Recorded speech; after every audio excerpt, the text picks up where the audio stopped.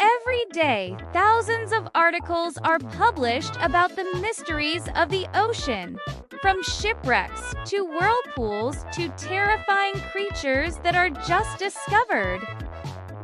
But sometimes the greatest mysteries are the ones we overlook. Have you ever wondered what the ocean would sound like if it could speak? Well, here's a story that might help you listen. Like this one. Every day he would wake up with the sun and fly above the waves, searching for food. What do you think? Isn't it amazing how sometimes the most ordinary things can be extraordinary, if we just take the time to appreciate them? That's all for today. See you next time. And every day he would do the same thing at dusk, flying back to his little nest and falling asleep to the sound of the waves. He never really paid much attention to the waves, just like most people don't pay much attention to the sound of the waves.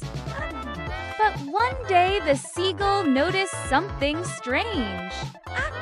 The waves sounded different. They were whispering to him.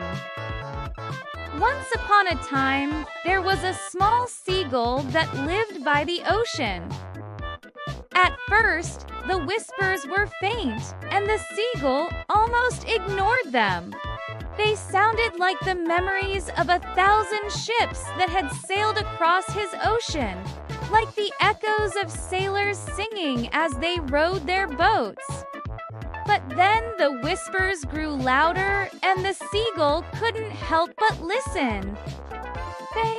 The ocean was telling him stories of sunken treasure and mermaids, of giant squid and whales, of lost cities and ancient ruins.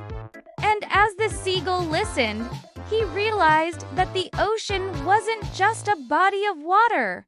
It was alive. It had a history and a culture and a soul.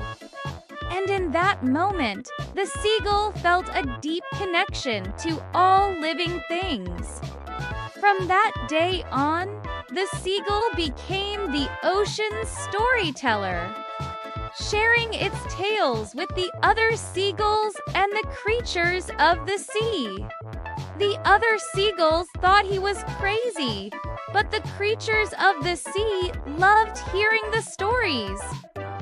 They would gather around the seagull and listen as he told them about the world above the water, about the stars and the moon and the sun. And so the seagull spent his days flying above the waves, listening to the ocean's whispers, and his nights sharing the stories with the creatures of the sea. And that's the story of how the seagull learned to listen to the sea.